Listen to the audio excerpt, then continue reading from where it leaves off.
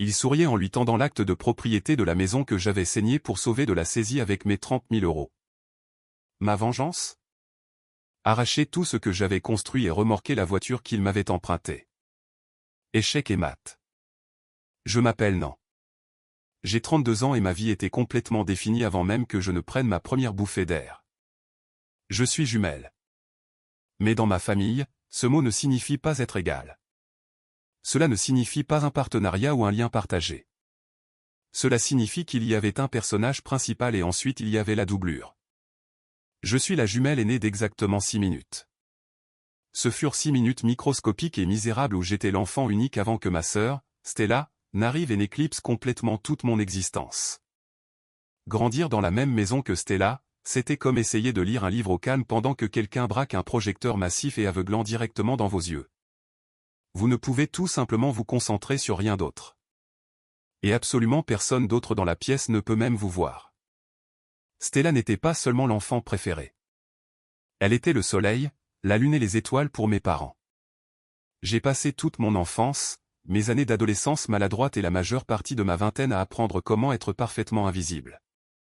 J'ai perfectionné l'art épuisant de rester à l'arrière-plan, de réduire ma personnalité et mes besoins à néant pour qu'elle puisse prendre plus de place. Et laissez-moi vous dire, elle adorait absolument prendre de la place. Cela a commencé tôt, et les comparaisons n'ont jamais été subtiles. Mes parents n'ont même pas essayé de cacher leurs préférences. Je me souviens d'être en classe de CM2. C'était un mardi après-midi. Stella a ramené à la maison un bulletin avec un B- dans son cours de sciences générales. Un B-. Mes parents, Walter et Margaret, ont agi comme si elle venait de guérir une maladie mondiale majeure. Ma mère est immédiatement allée dans la cuisine et a préparé un énorme gâteau au chocolat. Mon père nous a tous emmenés à un dîner chic dans une rôtisserie, levant un verre de cidre pétillant à son petit génie qui essayait si incroyablement fort. Je me suis assis silencieusement tout au bout de la table, coupant ma nourriture en tout petits morceaux, serrant mon propre bulletin sous la table. J'avais figuré au tableau d'honneur du directeur, avec des notes parfaites dans absolument toutes les matières. Quand nous sommes finalement rentrés à la maison, je l'ai sorti de mon sac à dos et je l'ai montré à ma mère. Elle a à peine jeté un coup d'œil au papier, me l'a rendu directement et a dit « C'est bien, non. Assure-toi d'aider Stella avec son projet de science ce week-end. » Et ce fut tout.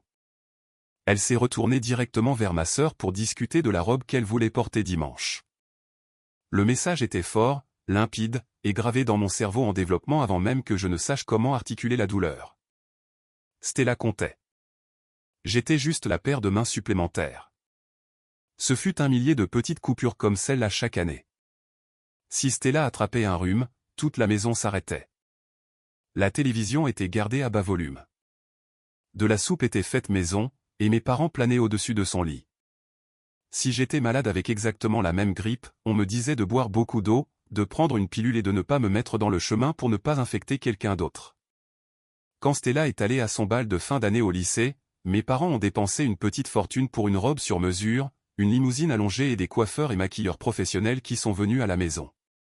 Quand ce fut mon tour d'aller au bal, ma mère m'a tendu un billet de 100 € de son sac à main et m'a dit de trouver quelque chose de joli sur le présentoir des liquidations au centre commercial local. Je ne vous dis pas tout cela pour avoir l'air d'une sœur amère et jalouse, bien que je sache parfaitement que c'est probablement l'impression que je donne. Je vous dis cela pour que vous compreniez le fondement de la folie absolue qui s'est produite plus tard.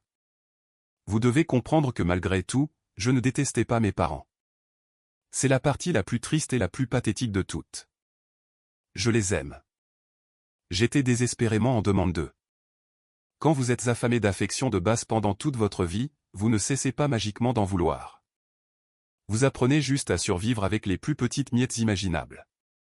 Vous apprenez à interpréter des restes de décence humaine de base comme un amour profond et inconditionnel. Au moment où j'ai atteint la fin de ma vingtaine, je m'étais construit une vie calme, décente et totalement banale. J'avais un emploi stable en marketing dans une entreprise de taille moyenne, une voiture bleue fiable mais ennuyeuse, et une routine quotidienne qui me maintenait la tête hors de l'eau. Je vivais dans un studio exigu et hors de prix à la périphérie difficile de la ville, faisant plus d'1 heure de trajet dans chaque sens juste pour pouvoir payer le loyer mensuel. Je gardais mes distances avec Walter et Margaret, principalement pour ma propre santé mentale et ma survie. Mais je ne les ai jamais complètement coupés parce qu'au fond de moi, dans le centre meurtri et stupide de mon cœur, j'avais encore cet espoir fragile qu'un jour il me regarderait. Qu'il me regarderait vraiment. Non pas comme l'ombre de Stella, mais comme Nan. Je pensais que si j'étais juste assez responsable, assez calme et assez réussi, il réaliserait enfin que je valais la peine d'être aimé, moi aussi. J'avais exactement 27 ans quand le piège a été parfaitement tendu. Cela s'est passé un mardi soir au hasard au milieu du mois d'octobre. J'avais reçu un appel téléphonique de ma mère m'invitant à dîner chez eux, ce qui était assez rare pour me nouer immédiatement l'estomac de nervosité. D'habitude, je n'avais une place à la table familiale que si c'était une fête majeure ou si Stella avait spécifiquement besoin d'un public pour n'importe quel nouveau drame chaotique qu'elle traversait à ce moment-là. Mais ce soir-là, nous n'étions que tous les trois, Walter, Margaret et moi. Pas de Stella. J'aurais dû savoir à ce moment précis que quelque chose était horriblement, fondamentalement mauvais. Ma mère avait en fait cuisiné mon repas préféré, du poulet rôti avec de l'ail, de la purée de pommes de terre et des haricots verts au beurre. Cela sentait comme un souvenir chaleureux d'une enfance que je n'avais jamais vraiment eue. Nous nous sommes assis à la table de la salle à manger officielle, les belles assiettes en porcelaine disposées, le tintement de l'argenterie résonnant dans la pièce inhabituellement calme. Mon père m'a versé un verre de vin rouge cher. Ils m'ont posé des questions détaillées sur mon travail, mon long trajet, ma vie quotidienne. C'était complètement surréaliste. Pendant 20 bonnes minutes, je me suis senti comme une vraie fille appréciée. Je me suis senti au chaud et accepté. Et puis le couperet est finalement tombé. Margaret s'est tamponnée doucement la bouche avec une serviette en tissu, m'a offert un doux sourire répété et s'est penchée en avant sur la table. Tu sais, non, a-t-elle dit, sa voix dégoulinant de cette chaleur maternelle sucrée et fabriquée qu'elle réservait habituellement exclusivement à ma sœur. Ton père et moi avons discuté et nous avons beaucoup pensé à toi dernièrement. Ce long trajet que tu fais est tout simplement terrible pour ta santé, et louer ce tout petit studio en banlieue, c'est juste jeter ton argent durement gagné par les fenêtres. J'ai hoché la tête lentement, ma garde interne se levant doucement. C'est ce que je peux me permettre pour le moment, maman. Les loyers en ville sont fous. Eh bien, est intervenu mon père, posant ses coudes sur la table et croisant les mains.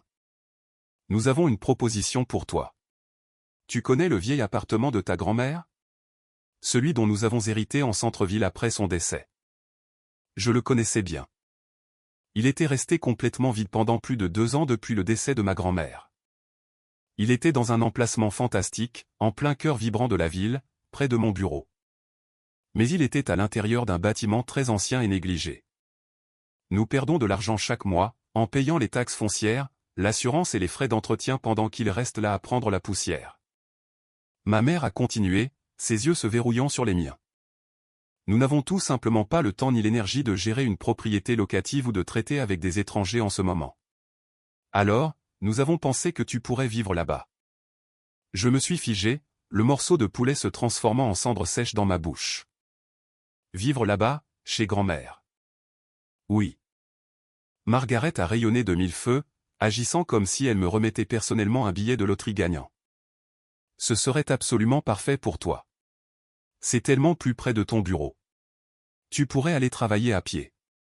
Et pour t'aider, parce que nous voulons te voir t'épanouir, nous ne te facturons que les 3/4 du prix du marché pour le loyer. C'est gagnant pour tout le monde. Nous avons un locataire familial en qui nous pouvons avoir confiance et tu obtiens une énorme amélioration de tes conditions de vie dans un super quartier. Les 3/4 du prix du marché. J'ai rapidement fait le calcul dans ma tête. C'était toujours une somme d'argent très importante. En fait, légèrement plus que ce que je payais actuellement pour mon minuscule studio, mais pour cet emplacement spécifique en centre-ville, c'était techniquement une affaire en or. Mais c'était ma famille. Rien n'était jamais juste une faveur. Tout avait des conditions attachées. De lourdes et étouffantes conditions invisibles.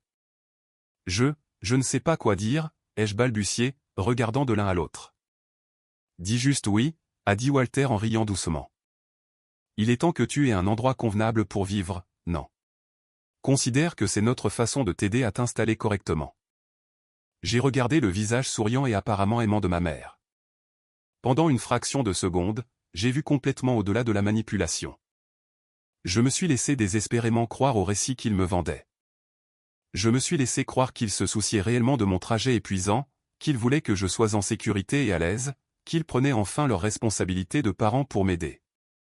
J'ai activement ignoré les sonnettes d'alarme hurlantes dans ma tête qui me disaient que c'était une froide transaction commerciale déguisée en une chaleureuse étreinte familiale. J'ai dit oui. Je les ai remerciés profusément, trébuchant presque sur mes propres mots pour montrer ma profonde gratitude. J'ai ressenti une énorme vague de loyauté aveugle et d'affection qui me rend physiquement malade quand j'y pense maintenant. Ils avaient parfaitement posé l'appât et je l'avais avalé tout cru. Je pensais que j'obtenais une maison permanente. Je pensais que je faisais un grand pas vers le cœur de ma famille. Je n'avais absolument aucune idée que je m'inscrivais juste pour être leur entrepreneur non rémunéré et leur futur tirelire d'urgence. L'illusion qu'ils avaient peinte s'est complètement brisée à la seconde exacte où j'ai tourné la clé en laiton et où je suis entré dans l'appartement de ma grand-mère pour la première fois en tant que nouvelle locataire officielle. Mes parents avaient commodément oublié de mentionner l'état physique réel de l'endroit. Lors des discussions, ils l'avaient appelé avec désinvolture un peu vieillot. C'était l'euphémisme du siècle. Ce n'était pas vieillot. C'était une zone de déchets dangereux attendant d'être condamnée. Quand j'ai poussé la lourde porte en bois, une épaisse vague d'air vicié et étouffant m'a frappé en pleine poitrine. Cela sentait des décennies de poussière emprisonnée, de vieille graisse de cuisson, et une odeur très distincte et aiguë de pourriture humide. J'ai actionné l'interrupteur, et les ampoules tamisées ont révélé un cauchemar.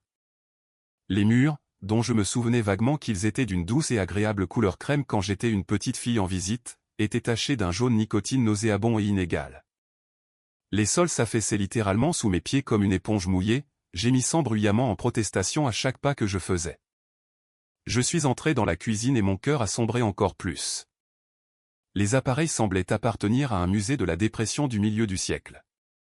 Le réfrigérateur rouillé bourdonnait avec un bruit terrifiant de cliquetis fort qui vibrait à travers les lames du plancher, et le sol en linoléum bon marché se décollait à tous les coins, révélant des plaques d'épaisse moisissure noire poussant en dessous. La salle de bain était encore pire.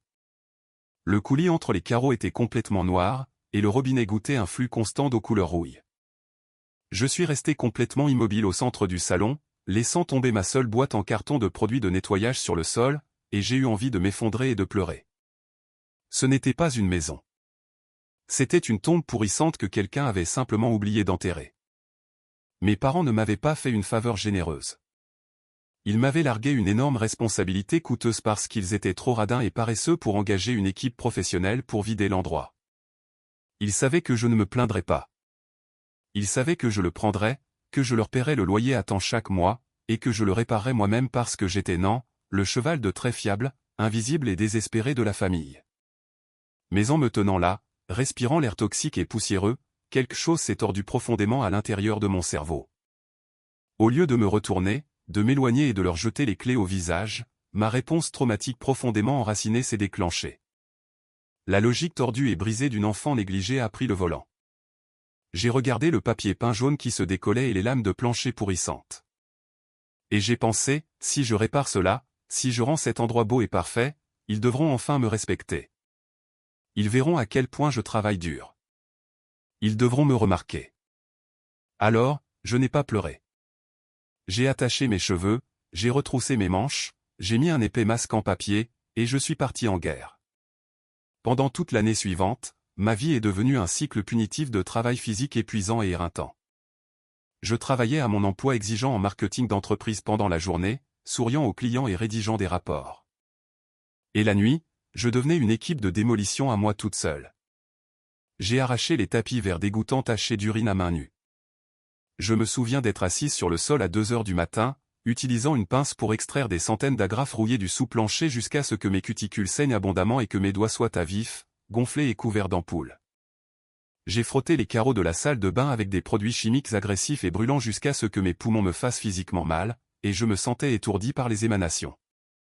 Parce que j'avais versé presque toutes mes économies pour payer le dépôt initial, le camion de déménagement et les premiers mois de loyer, je ne pouvais pas me permettre d'engager des entrepreneurs professionnels.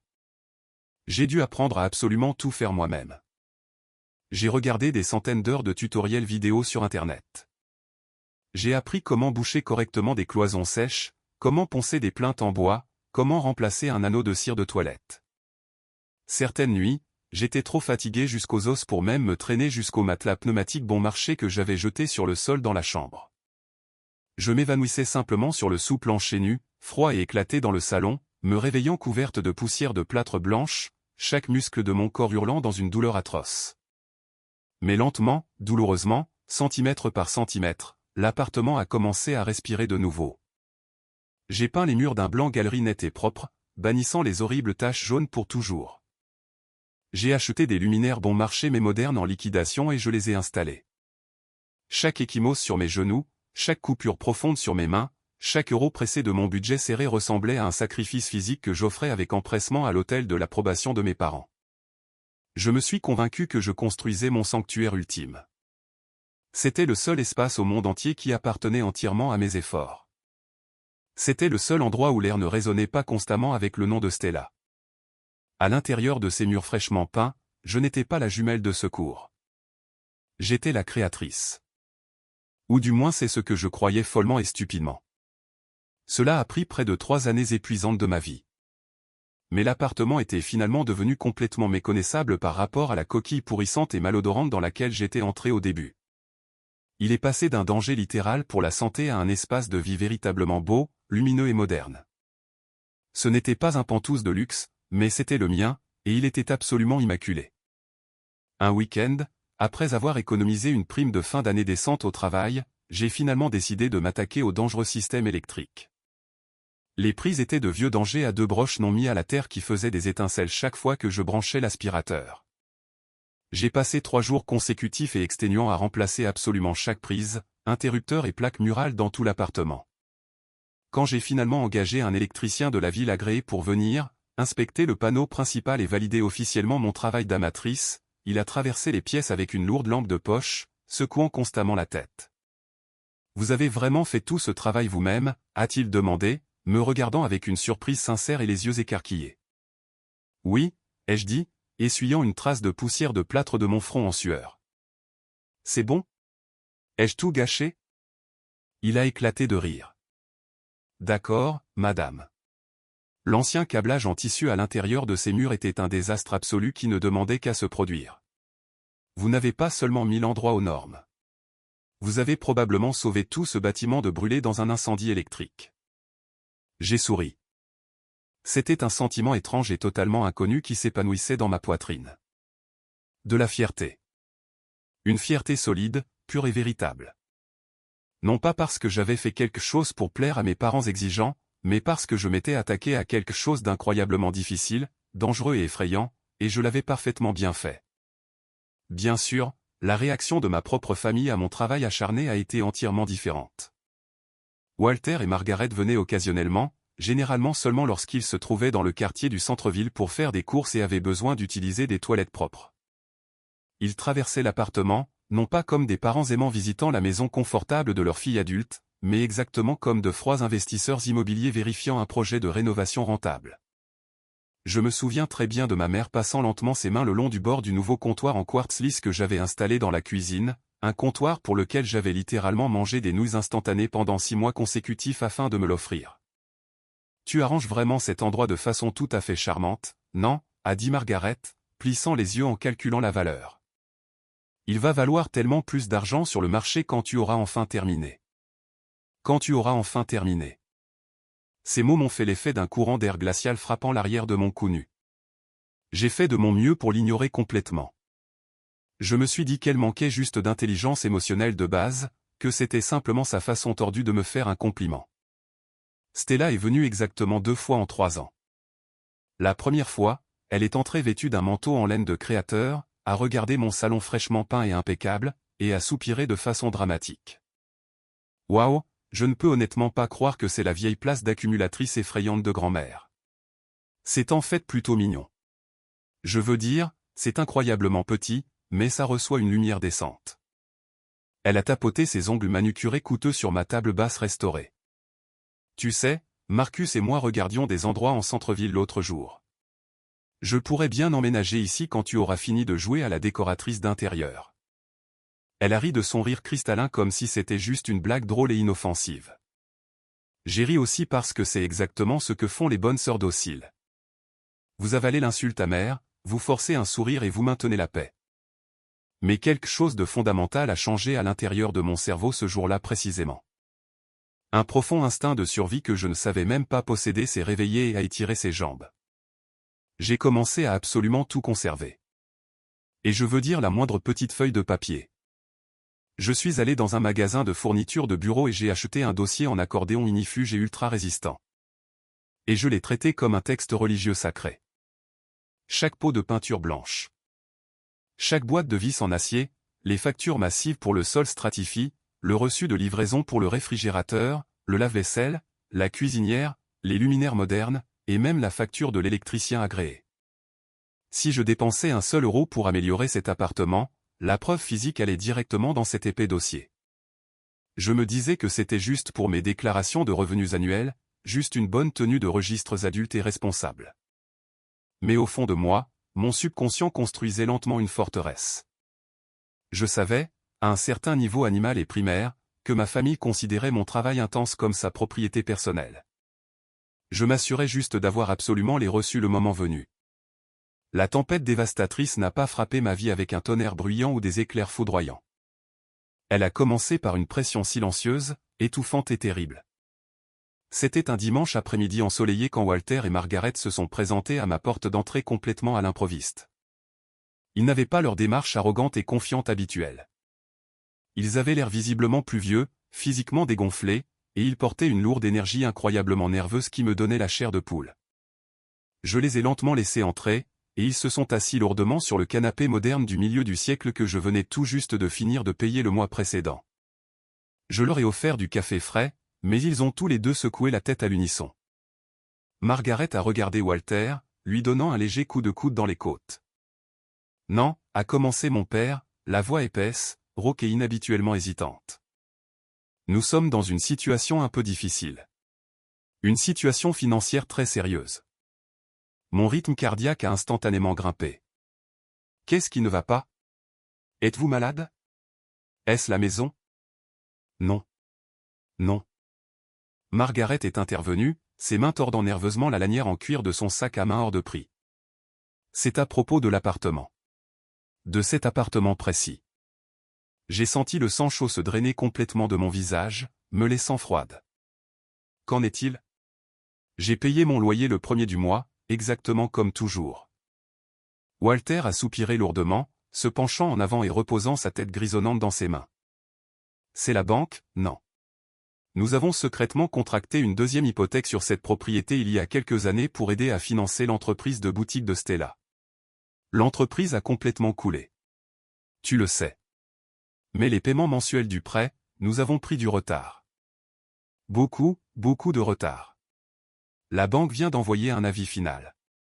Ils menacent de saisir la propriété à la fin de ce mois. Je les ai regardés, mon cerveau essayant désespérément de traiter le mot horrifique, saisir. Ils allaient perdre l'appartement. Mon appartement. Les murs blancs pour lesquels j'avais littéralement saigné. Les sols lisses que j'avais posés avec des genoux meurtris. Le sanctuaire sûr que j'avais construit à partir de pourritures toxiques. Tout cela était sur le point de m'être enlevé parce qu'ils avaient contracté un prêt massif pour le projet vaniteux et raté de Stella. « Combien devez-vous » ai-je demandé, ma voix dépassant à peine un murmure sec. « 30 000 euros. » a dit ma mère doucement. Une seule larme chronométrant parfaitement sa descente sur sa joue poudrée. Nous ne les avons tout simplement pas, non. La pension de retraite de ton père est complètement bloquée dans des investissements, et avec notre crédit, nous ne pouvons obtenir un autre prêt nulle part. Un silence complet régnait dans le salon, lourd, épais et totalement toxique. 30 000 euros. C'était presque exactement la somme d'argent exacte que j'avais réussi à amasser douloureusement sur mon compte d'épargne à haut rendement au cours des 5 dernières longues années. C'était mon filet de sécurité ultime. C'était mon fonds de liberté pour éventuellement acheter mon propre endroit. Nous ne pouvons absolument pas perdre cet endroit, a plaidé Walter, me regardant avec des yeux grands ouverts et désespérés. C'est notre propriété familiale, et s'il te plaît, vois ça comme un investissement. Non, tu vis ici maintenant. Tu as mis tellement de travail incroyable là-dedans.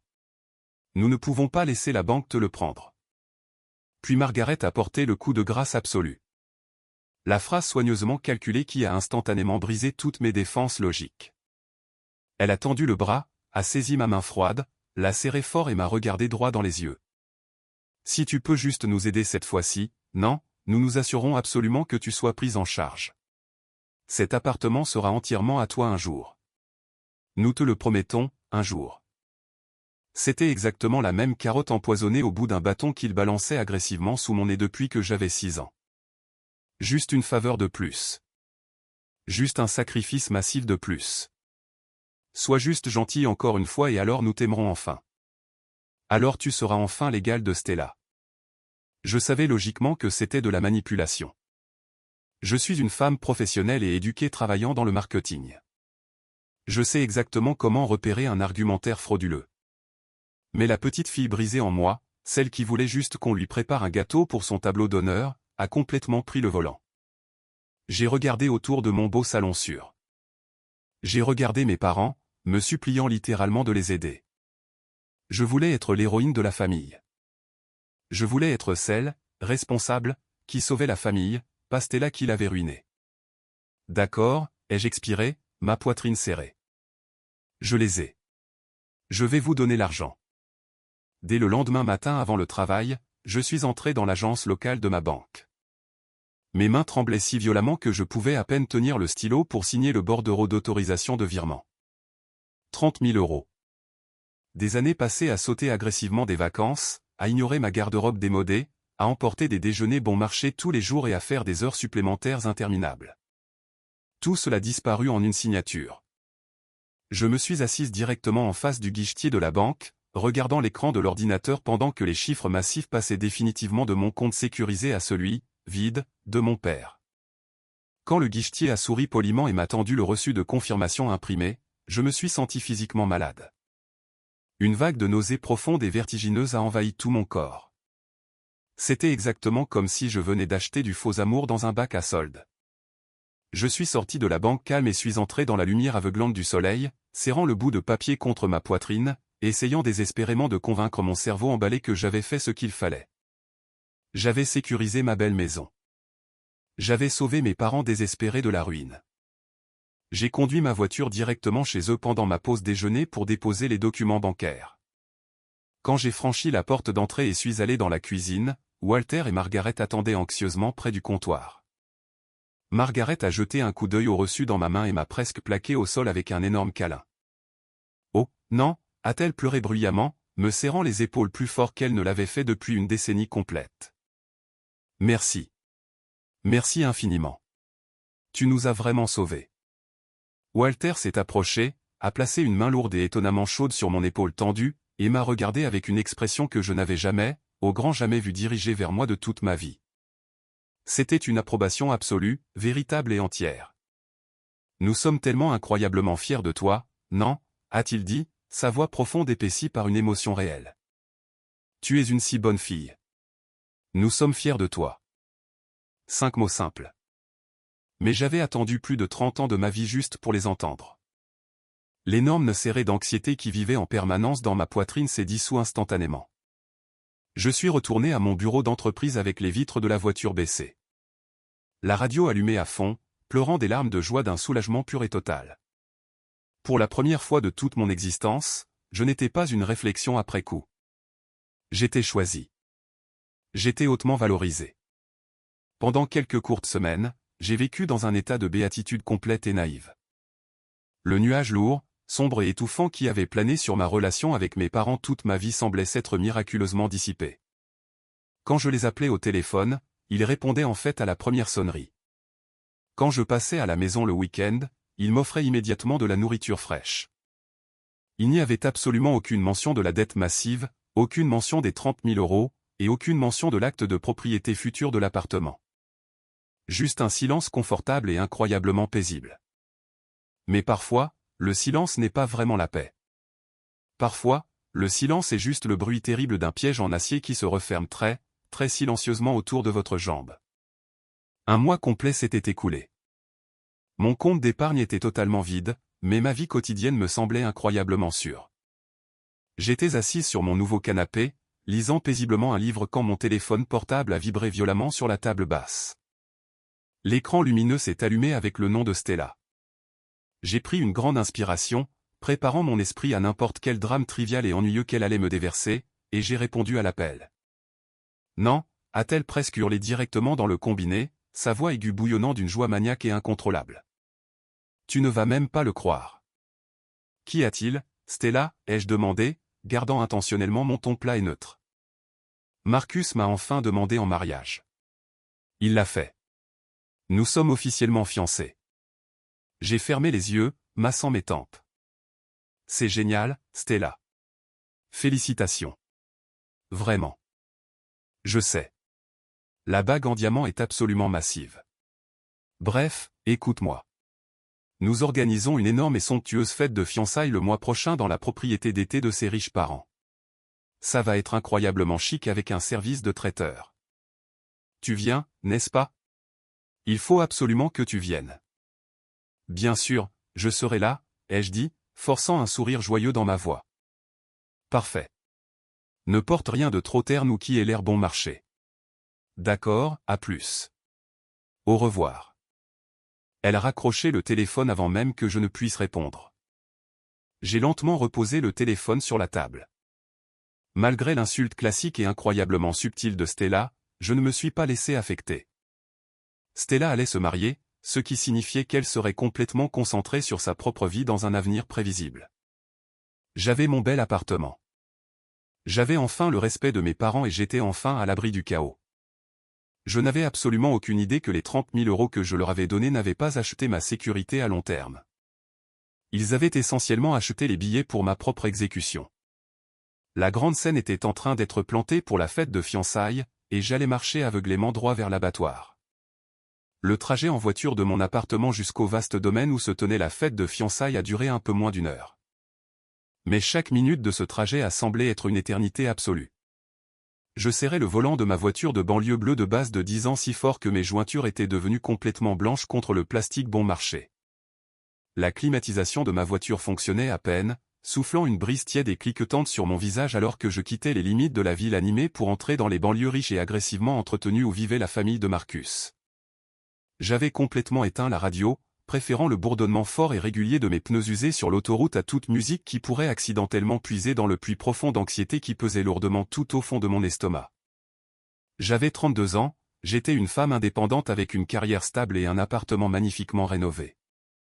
Pourtant, conduire pour voir mes parents et ma sœur me faisait toujours systématiquement me sentir comme une petite fille de 12 ans effrayée et peu sûre d'elle, espérant qu'on ne lui crierait pas dessus pour avoir respiré trop fort. Au moment où j'ai atteint les immenses portes en fer forgé du domaine, le soleil commençait tout juste à se coucher, jetant de longues ombres dramatiques sur les pelouses parfaitement vertes.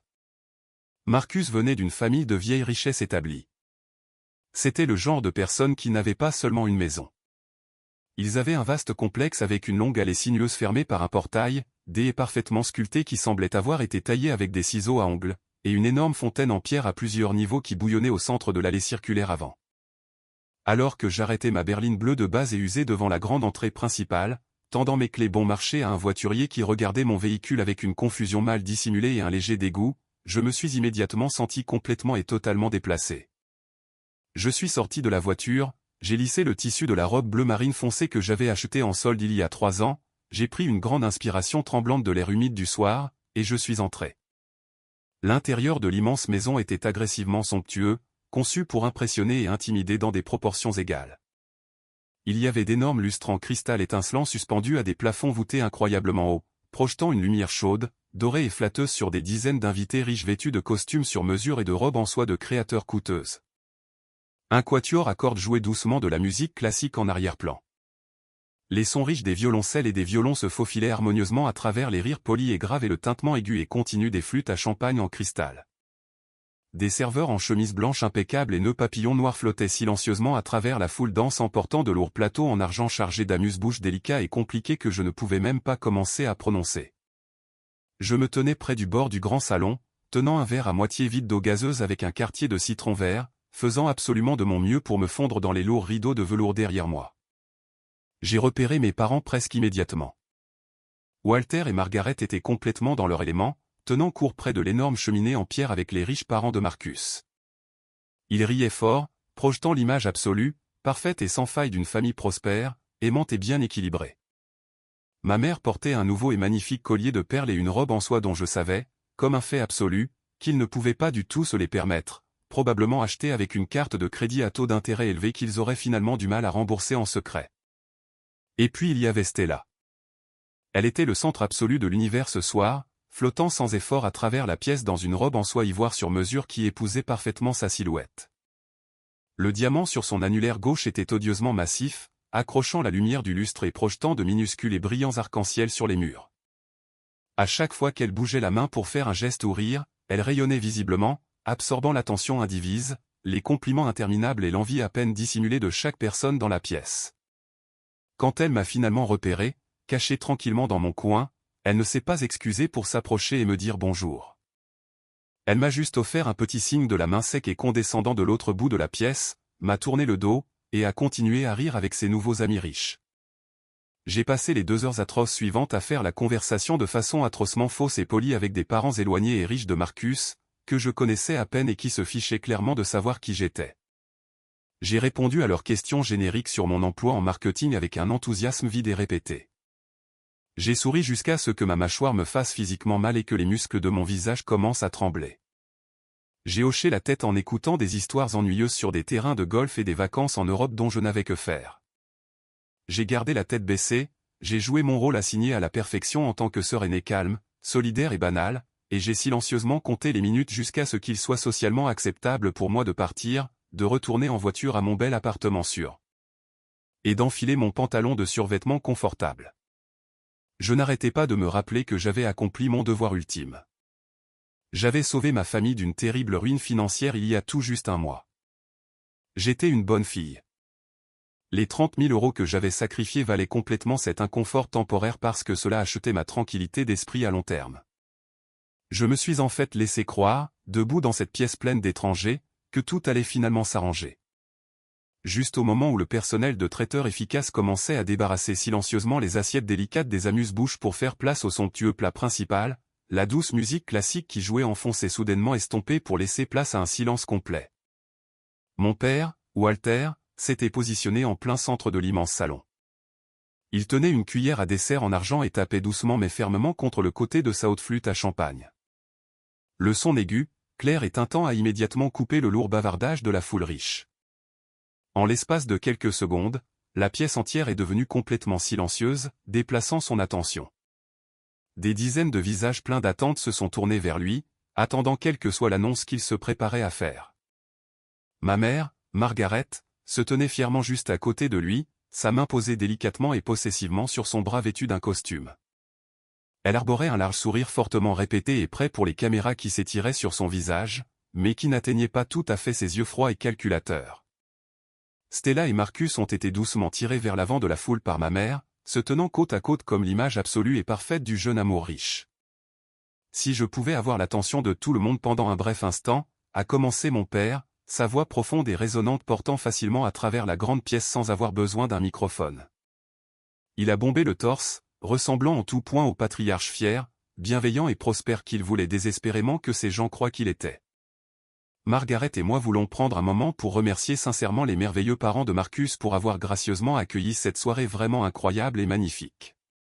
Et nous voulons accueillir officiellement et publiquement Marcus dans notre famille. C'est un jeune homme excellent et droit, et nous ne pourrions honnêtement pas être plus heureux pour notre petite fille. Un murmure d'approbation chaleureux et des applaudissements polis et épars ont parcouru la foule riche. J'ai applaudi poliment depuis mon coin sombre et isolé près des rideaux, prenant une lente gorgée stabilisatrice de mon eau gazeuse. Quand un enfant bien-aimé se marie, a poursuivi Walter, son ton se transformant délibérément en quelque chose d'épais avec une émotion théâtrale fabriquée. C'est le souhait le plus grand et le plus profond d'un parent de les voir commencer leur nouvelle vie ensemble sur une fondation solide, sûre et inébranlable. Stella a toujours été la lumière la plus brillante de nos vies. Elle est passionnée. Elle est intensément motivée. Et elle mérite absolument le meilleur que ce monde puisse lui offrir. Il a glissé une main dans la poche intérieure de la poitrine de sa veste de costume sombre et coûteuse. Pendant qu'il faisait cela, mon cœur a eu un petit battement étrange et complètement imprévisible de malaise dans ma poitrine. Alors, a dit mon père, sa voix augmentant en volume et en intensité théâtrale. Margaret et moi voulions offrir à Stella et Marcus quelque chose de vraiment spécial ce soir. Pas seulement un cadeau, mais une base réelle et tangible pour leur bel avenir ensemble. Il a lentement sorti une épaisse enveloppe Kraft de format légal. J'ai vu les mains parfaitement manucurées de Stella voler vers sa poitrine. Ses yeux se sont écarquillés dans une surprise authentique et non scénarisée. Elle a tendu les bras, ses mains tremblant légèrement d'anticipation, et a pris la lourde enveloppe des mains de mon père. La pièce entière regardait dans une anticipation complète et haletante pendant qu'elle brisait le seau doré, glissait sa main à l'intérieur et sortait une épaisse pile de lourds documents légaux d'apparence officielle. Elle a fixé la page de garde pendant un long moment atroce, ses yeux allant et venant pendant qu'elle lisait le texte juridique dense. Puis elle a haleté. C'était un son fort, théâtral et résonnant qui a rebondi sur les hauts plafonds du manoir. Elle a couvert sa bouche de ses deux mains, de grosses larmes montant instantanément dans ses yeux parfaitement maquillés. « Oh mon Dieu !» a sangloté Stella bruyamment, se tournant pour regarder frénétiquement Marcus, puis de nouveau mes parents. L'acte de propriété réel. Vous nous donnez l'appartement. Vous nous donnez l'appartement du centre-ville. Les mots m'ont frappé avec une force tellement incroyable que j'ai senti tout l'air quitter instantanément et violemment mes poumons.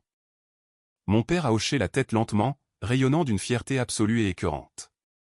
Il est entièrement payé, et il est entièrement à vous, ma chérie. Libre de toute dette. Un endroit parfait et magnifique au centre de la ville pour que vous commenciez tous les deux votre mariage. Vous l'avez mérité. La pièce entière a éclaté en des applaudissements assourdissants et chaotiques. Cela ressemblait à un roulement de tonnerre. Les gens acclamaient bruyamment, sifflaient, levant leur flûte à champagne haut dans les airs pour porter un toast. Stella a jeté ses bras autour du cou de mon père, pleurant bruyamment sur son épaule, pendant que Marcus serrait vigoureusement la main de ma mère, la remerciant profusément. Je suis resté complètement figé. J'étais totalement et physiquement paralysé. Mon cerveau ne parvenait tout simplement pas à traiter la séquence de mots que je venais d'entendre. Mon appartement, l'appartement pour lequel j'avais littéralement saigné. Les sols que j'avais posés planche par planche jusqu'à ce que mes mains soient pleines d'ampoulés à vif. Les murs que j'avais peints, le système électrique dangereux que j'avais remplacé, les 30 000 € que j'avais drainés des économies de toute ma vie à peine 4 courtes semaines plus tôt pour le sauver d'une saisie bancaire. Ils avaient pris toutes les économies de ma vie pour rembourser leur prêt bancaire secret juste pour pouvoir se retourner, effacer le titre de propriété, et remettre l'acte à ma sœur comme un cadeau de mariage somptueux pour impressionner ses nouveaux beaux-parents riches. Les acclamations bruyantes et les applaudissements enthousiastes de la foule ont eu l'effet de coups physiques littéraux contre le côté de ma tête. Le grand salon a commencé à tourner violemment autour de moi. Ma vision s'est brouillée sur les bords, se rétrécissant et se concentrant uniquement sur les papiers légaux blancs et brillants serrés si fort dans la main de Stella. J'ai ouvert la bouche pour essayer de prendre une inspiration désespérée, mais l'air me semblait incroyablement épais, complètement étouffé par le parfum floral cher et par des mensonges massifs, impardonnables et suffocants. J'étais littéralement en train de me noyer à la vue de tous, et tout le monde autour de moi souriait et applaudissait. Puis une seule voix aiguë a percé le bruit de célébration. C'était ma tante Martha, la sœur aînée de mon père. Elle se tenait près du devant de la foule, tenant son verre, l'air totalement déconcerté et profondément mal à l'aise. « Attends une minute, Walter. » a dit tante Martha d'une voix forte, les sourcils froncés dans une confusion sincère, parlant par-dessus les applaudissements qui mouraient. « N'est-ce pas l'appartement de Nan? Je pensais que Nan vivait là-bas. N'a-t-elle pas passé des années à retaper cet endroit affreux? » Les rires joyeux dans la pièce ont immédiatement vacillé. Les applaudissements sont morts d'une mort soudaine et incroyablement gênante, se transformant en un silence tendu et lourd. Absolument chaque tête dans le grand salon s'est détournée du couple heureux et en pleurs pour regarder directement vers moi, qui me tenais complètement immobile dans les ombres sombres près des lourds rideaux. Des dizaines et des dizaines de visages m'ont dévisagé. Certains étaient curieux, certains étaient profondément pitoyables, mais la plupart étaient juste profondément confus par l'interruption soudaine du récit parfait. J'ai regardé directement mon père. J'ai attendu qu'il s'explique. J'ai attendu qu'il fasse marche arrière, qu'ils disent que c'était un malentendu, qu'ils disent qu'ils avaient un autre plan pour moi, ou du moins qu'ils montrent une seule once de honte ou de culpabilité.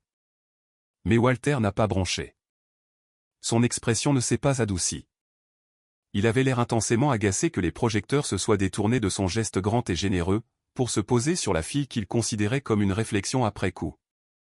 Il s'est raclé la gorge bruyamment, ajustant agressivement sa cravate en soie coûteuse, et m'a regardé avec des yeux aussi froids et morts que des pierres de rivière. Nan y a séjourné pendant quelques années. Oui, a-t-il dit doucement, s'adressant à la foule riche comme si j'étais une connaissance lointaine, gênante et légèrement déséquilibrée plutôt que sa propre chair et son propre sang. Mais elle a vécu là-bas avec un loyer fortement subventionné. Nous avons été plus que généreux envers elle pendant très longtemps. Il est temps qu'elle passe à autre chose, qu'elle trouve sa propre voie, et qu'elle laisse sa sœur avoir son tour. La propriété familiale appartient à Stella et Marcus maintenant. Margaret a immédiatement hoché la tête dans un accord agressif et vigoureux, s'approchant de Stella pour mettre un bras protecteur autour de sa taille. Exactement, a ajouté ma mère, sa voix tranchante, dédaigneuse, et dégoulinante de condescendance. Nan est une adulte accomplie. Elle a abusé de notre hospitalité dans cet appartement pendant assez longtemps. Il est temps qu'elle arrête de compter sur notre charité et qu'elle vole enfin de ses propres ailes. L'audace ahurissante et absolue du mensonge m'a physiquement paralysé. Une chaleur brûlante a rampé le long de ma gorge comme de l'acide de batterie. Je voulais crier. Je voulais arracher les rideaux de velours des murs. Je voulais crier à mon époux Monet que j'avais payé mon loyer à temps chaque mois sans faute. Que j'avais reconstruit chaque centimètre carré de cet endroit pourrissant avec mes propres mains meurtries. Que je venais de leur remettre 30 000 € en espèces pour le sauver de la banque. J'ai ouvert la bouche pour parler, pour me défendre farouchement, pour exposer leur fraude massive à tous ces riches étrangers. Mais ma voix ne voulait tout simplement pas sortir. 32 ans d'entraînement psychologique strict et implacable et de silence absolu ont complètement cloué mes cordes vocales au sol. J'étais profondément programmé pour encaisser le coup. J'étais programmé pour protéger leur image publique à tout prix. Je suis juste resté là, un fantôme pathétique et invisible, pendant que ma famille m'expulsait publiquement de ma propre vie, volait les économies de toute ma vie, et présentait cela à une pièce remplie de millionnaires comme un acte d'amour vache et de charité. Stella ne m'a même pas regardé. Elle n'a pas montré un seul moment de sympathie. Elle m'a juste tourné le dos à nouveau, gloussant à travers ses fausses larmes, murmurant à Marcus de quelle couleur ils allaient peindre le salon. La foule, sentant que la gêne était enfin passée, a recommencé à applaudir poliment, beaucoup plus fort cette fois, essayant désespérément de couvrir le moment familial incroyablement laid dont ils venaient d'être témoins. J'ai posé mon verre d'eau gazeuse sur une petite table d'appoint en bois à proximité. Cela a fait un léger tintement que personne n'a entendu. Je me suis retourné, j'ai franchi les lourdes portes d'entrée en chaîne pour sortir dans la nuit humide, et j'ai silencieusement tendu mon ticket au voiturier. Je n'ai dit au revoir à personne. Je n'ai exigé aucune explication. Je suis juste monté dans ma voiture bleue bon marché, j'ai franchi les immenses portes en fer, et je suis parti dans l'obscurité. Il venait de donner ma maison à ma sœur, mais il n'avait absolument aucune idée de ce à quoi mon silence me préparait réellement. Le long trajet de retour des banlieues riches vers la ville fut d'un silence total et terrifiant. Je n'ai pas allumé la radio pour écouter de la musique. Je n'ai pas pleuré. Pas une seule larme n'est tombée de mes yeux. Le chagrin écrasant, désespéré et lourd qui avait défini toute mon enfance et ma vie d'adulte avait entièrement disparu, complètement évaporé. Il a été remplacé par toute autre chose.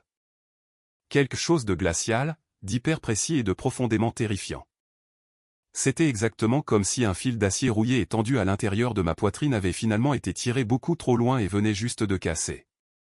C'était une rupture nette, silencieuse et indolore. J'étais entièrement libéré d'eux. Quand j'ai finalement déverrouillé la porte d'entrée de mon appartement du centre-ville et que je suis entré, j'ai allumé les lumières vives du plafond. Je n'ai plus vu une maison chaleureuse et aimante. Je n'ai pas vu le sanctuaire douillet que j'avais passé 3 années éreintantes à construire de mes propres mains. J'ai vu une scène de crime. J'ai vu une immense chambre forte remplie de preuves. Absolument chaque chose dans cet appartement, de la coûteuse peinture blanche de galerie sur les cloisons sèches aux appareils en acier inoxydable dans la cuisine, était une manifestation physique et tangible de mon travail volé et de mon argent volé. Il pensait sincèrement qu'il pouvait juste m'effacer et remettre mon dur labeur à Stella sur un plateau d'argent. Il pensait que j'allais juste emballer mes vêtements dans des sacs poubelles noirs, pleurer jusqu'à m'endormir, et disparaître tranquillement dans la nuit comme je le faisais toujours. J'ai sorti mon téléphone portable et j'ai composé le numéro de ma meilleure amie, Harper. Elle a répondu à la 2e sonnerie, l'air groggy et endormi. « Harper » ai-je dit, ma voix étrangement calme, plate et complètement dépourvue de toute émotion. « Puis-je venir loger dans ta chambre d'amis pendant quelques semaines ?»« Bien sûr » a-t-elle dit immédiatement, sa voix se réveillant instantanément, sentant le ton mort et étrange dans ma voix. « Est-ce que ça va? Que s'est-il passé à la fête ?» Je t'expliquerai tout plus tard, ai-je répondu calmement. Pour l'instant, j'ai juste besoin d'un endroit où dormir ce soir, et j'ai besoin que tu m'envoies par message le numéro de téléphone de cette entreprise de camions de déménagement commercial pour laquelle travaille ton frère. J'ai besoin de demain.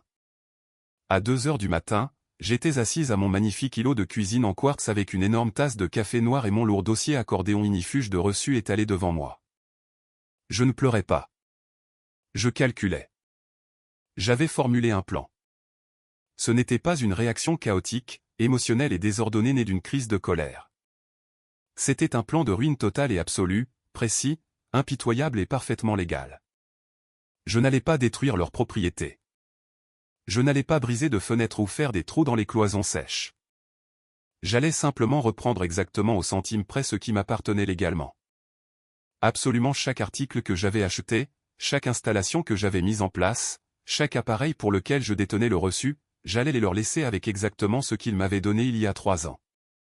Une coquille pourrissante, vide, inutile et inhabitable. Le chaos absolu et coordonné a commencé exactement à 8 heures le lendemain matin. J'avais appelé mon patron et pris un jour de congé personnel d'urgence de mon travail en marketing, prétextant une grave urgence familiale. Les premières personnes à arriver à l'appartement furent une équipe d'hommes à tout faire et d'électriciens professionnels locaux que j'avais engagés avec des frais de précipitation en espèces massifs et irrésistibles. Je les ai rencontrés à la porte d'entrée avec un presse-papier ferme et des copies parfaitement organisées de mes reçus. J'ai besoin que tout soit absolument déconnecté, ai-je dit au chef d'équipe, pointant directement vers la cuisine, le réfrigérateur, la cuisinière, le lave-vaisselle. Boucher toutes les conduites d'eau de manière sécurisée. Isoler les fils électriques en toute sécurité.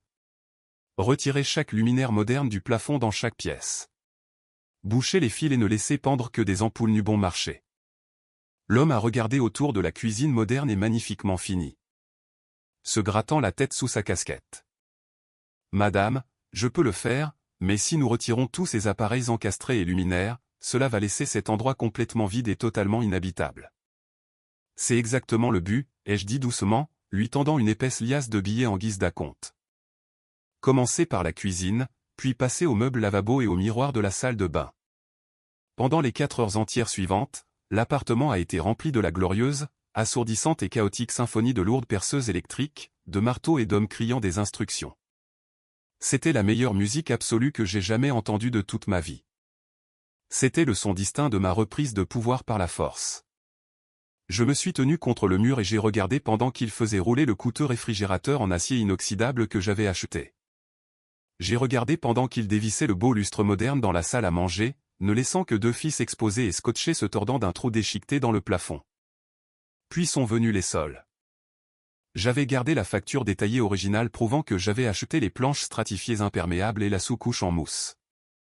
Je me suis agenouillé dans le coin du salon, j'ai pris un lourd pied de biche en acier, et j'ai fait sauter le premier morceau de plainte blanche du mur. Puis j'ai donné l'ordre à l'équipe d'arracher le sol. Ils m'ont regardé comme si j'étais complètement folle, mais ils étaient très bien payés à l'heure. Ils ont utilisé des pieds de biche pour décoller de force le stratifié, planche par planche coûteuse, les empilant soigneusement dans le couloir pour être transportés. Et là, se cachant malicieusement sous le beau sol lisse que j'avais construit, la vérité laide et indéniable attendait, le sous-plancher en bois ancien, dégoûtant, cassant et taché d'urine et les plaques collantes de l'ancien rembourrage de tapis moisi ont été exposés à la lumière vive du jour. L'odeur terrible et accablante de pourriture humide et de décennies de négligence a immédiatement envahi de nouveau la pièce, me piquant le nez. À midi, l'endroit ressemblait exactement à ce qu'il était le jour où mes parents m'ont remis les clés. Il était brisé, creux, sentant la décadence profonde, et complètement privé d'amour. C'était un désastre absolument parfait. À exactement 13 heures, le frère de Harper est arrivé devant avec un énorme camion de déménagement commercial et une équipe de 3 gars incroyablement forts. Le levage de charges lourdes a immédiatement commencé. Ils ont pris agressivement mon canapé coûteux, mon cadre de lit, mon matelas, ma télévision, mes vêtements et les piles soigneusement emballées de sol stratifié récupérés. Ils ont emballé les appareils de cuisine que j'avais achetés dans l'arrière sombre du camion, les sanglant solidement. Ils ont pris le nouveau miroir de la salle de bain, les porte-serviettes en acier inoxydable, et même le pommeau de douche à effet pluie fantaisie que j'avais fièrement installé. Le remplaçant par le moignon en métal rouillé et calcifié que j'avais gardé dans un placard de service pendant 3 ans au cas où. À 16 heures, le camion de déménagement était complètement chargé. La rampe a été remontée et l'appartement était mort, d'un silence résonnant. Je me suis tenu au centre absolu du salon une dernière fois. Il ne restait rien d'autre qu'une épaisse poussière flottant dans l'air, des chevilles en plastique exposées dans les cloisons sèches, des fils électriques scotchés pendants, et l'odeur accablante et nauséabonde d'une décharge. C'était une coquille béante, hideuse et tragique. C'était une énorme responsabilité inhabitable dont ils étaient maintenant entièrement responsables. Je me suis approché lentement de la zone du comptoir de la cuisine, qui n'était plus qu'un morceau de contreplaqué bon marché, ébréché et éclatant, parce que j'avais fait retirer par l'équipe le coûteux plateau en quartz que j'avais payé. J'ai sorti de mon sac à main une seule feuille de papier de cahier blanc et net et un marqueur noir épais. J'ai écrit une seule phrase courte et simple. J'ai déménagé comme demandé. L'appartement est à vous maintenant. J'ai laissé le morceau de papier en plein milieu du sol collant et dégoûtant où il ne pourrait pas le manquer. J'ai franchi la porte d'entrée, j'ai verrouillé le lourd pêne dormant derrière moi, et j'ai laissé tomber les clés en laiton dans une épaisse enveloppe d'expédition rembourrée. J'ai conduit directement jusqu'à un service de messagerie premium du centre-ville et j'ai payé pour une livraison le lendemain avec signature obligatoire directement au bureau d'entreprise de mon père. Je n'ai pas laissé d'adresse de réexpédition. Je n'ai pas laissé de numéro de téléphone. J'ai juste conduit au loin, regardant la haute ligne d'horizon de la ville rétrécir lentement dans mon rétroviseur, me sentant complètement vide, mais plus légère que je ne l'avais jamais été en 32 ans de vie. Le lendemain matin, je me suis réveillé dans la chambre d'amis de Harper, la lumière du soleil filtrant à travers les stores. Je me suis calmement préparé une tasse de thé à la camomille, je me suis assise au petit bureau dans le coin, et j'ai finalement rallumé mon téléphone portable. Il a immédiatement explosé violemment. L'écran s'est littéralement figé pendant une bonne minute pendant que le processeur essayait de gérer le volume impressionnant d'appels manqués, de messages textes urgents, et de messages vocaux hurlants et frénétiques qui affluaient tous en même temps. Ils venaient tous de Walter, Margaret et Stella. La progression émotionnelle des messages était incroyablement prévisible et profondément satisfaisante. Les premiers textos de ce matin-là étaient arrogants et exigeants, demandant à savoir où j'étais et pourquoi les clés de l'appartement avaient été envoyées à la réception du bureau. Puis, environ une heure plus tard, le ton a changé agressivement et de façon terrifiante pour devenir une rage pure, totale et déséquilibrée. Ils étaient allés à l'appartement. Tu as complètement détruit la propriété, a hurlé un message vocal de mon père, sa voix grave se brisant de panique et de fureur absolue. Tu as tout pris. Tu as arraché les sols. Tu es une femme mesquine, vindicative, folle et jalouse. Nous appelons la police en ce moment même. Tu vas aller en prison pour vandalisme aggravé, non. Un autre texto de Stella disait simplement, tu as ruiné mon cadeau de mariage parfait, monstre dégoûtant et jaloux. Je te déteste. Tu es morte pour moi. J'ai calmement fait défiler le barrage interminable de haine, j'ai pris une lente gorgée de mon thé chaud, et j'ai appuyé sur le bouton d'appel du numéro de mon père. Il a répondu dès la toute première sonnerie, se lançant immédiatement dans une tirade hurlante et haletante sur les avocats et la police. Ne dis pas un seul mot, les jeux interrompus, ma voix glaciale, complètement autoritaire et totalement méconnaissable pour l'homme qui pensait me posséder. Il est devenu muet de choc absolu. Vas-y, Walter. Appelle la police.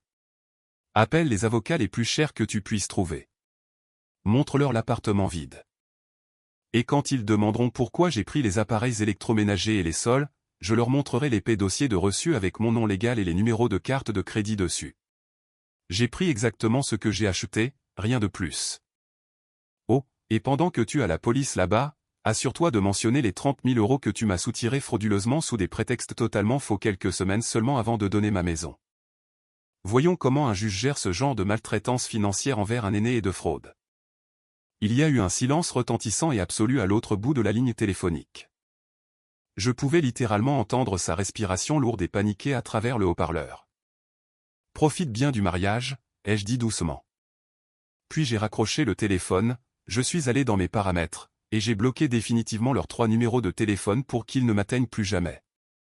Mais je n'en avais pas tout à fait fini. Il restait encore une dernière dette en souffrance à recouvrer sur le grand livre de la famille. Il y a 4 ans, quand la vieille berline de Walter est tombée en panne et qu'ils ne pouvaient pas s'en offrir une nouvelle, je leur avais prêté ma fiable Honda Civic bleue avec la plaque d'immatriculation CM2000.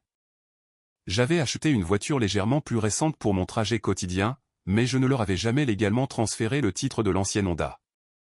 Elle était toujours entièrement enregistrée sous mon nom légal, et c'était toujours moi qui payais l'assurance responsabilité civile bon marché dessus chaque mois pour qu'ils puissent la conduire légalement. Ils conduisaient juste ma voiture gratuitement depuis 4 ans. J'ai ouvert mon ordinateur portable, j'ai cherché une entreprise locale réputée de remorquage et de récupération et j'ai passé un coup de fil rapide. Bonjour, ai-je dit au répartiteur bourru. J'ai besoin qu'un véhicule soit légalement récupéré dans une allée résidentielle. Il est enregistré à mon nom. J'ai le titre de propriété en main, mais les personnes qui le possèdent sont extrêmement hostiles. La plaque est CM2000, une Honda Civic bleue. 1h30 plus tard, mon téléphone a sonné avec un SMS. Le conducteur de la dépanneuse m'a envoyé une photo claire et magnifique de la Honda bleue solidement sanglée sur le plateau de son énorme camion garé à quelques rues de la maison de mes parents. La voiture était redevenue légalement mienne. J'ai retrouvé le conducteur chez un concessionnaire de voitures d'occasion à l'autre bout de la ville plus tard cet après-midi-là. Le concessionnaire a fait le tour de la voiture, a vérifié le moteur et m'a fait une offre en espèces rapide. J'ai signé le transfert de titre sur le capot de la voiture, je lui ai tendu les clés et je suis parti avec un chèque de banque d'exactement 12 000 €. Ce n'était pas de la vengeance. Ce n'était pas des représailles malveillantes. C'était juste de la comptabilité froide et basique. Ils avaient volé ma maison, mon travail intense et mes économies durement gagnées. Alors, j'ai simplement repris possession de ma propriété légale et j'ai récupéré ma liberté financière. 3 semaines calmes et paisibles se sont écoulées. L'adrénaline bourdonnante initiale des retombées s'était complètement estompée pour laisser place à un silence profond, confortable et inébranlable. J'avais trouvé une belle petite maison de location appartenant à un gentil homme âgé nommé Grégory, située dans une banlieue calme et bordée d'arbres, loin de la ville et de ma famille toxique. Je passais mes soirées calmes à déballer mes boîtes, à installer de nouveaux rideaux et à profiter sincèrement et véritablement du silence total d'une maison qui n'appartenait qu'à moi. Je me tenais dans ma nouvelle cuisine baignée de soleil, arrosant une fougère verte en pot que je m'étais achetée comme cadeau de pendaison de crémaillère, quand mon téléphone portable a sonné. C'était un numéro inconnu. J'ai hésité un long moment, pensant que ça pourrait être mes parents appelant d'un téléphone jetable pour me crier dessus à nouveau, mais j'ai finalement glissé le doigt pour répondre. « Bonjour, non. » a dit une voix profonde, hésitante et très fatiguée.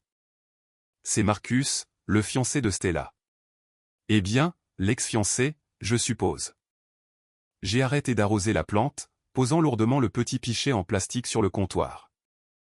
Marcus, que se passe-t-il? Pouvons-nous s'il te plaît parler, a-t-il demandé, l'air totalement épuisé et vaincu. Je suis dans un petit café du centre-ville. J'ai besoin d'entendre ta version des faits. Si tu es prête à me dire la vérité. 1 heure plus tard, je suis entré dans le café calme et j'ai trouvé Marcus assis seul dans une banquette dans un coin sombre. Il avait l'air absolument terrible.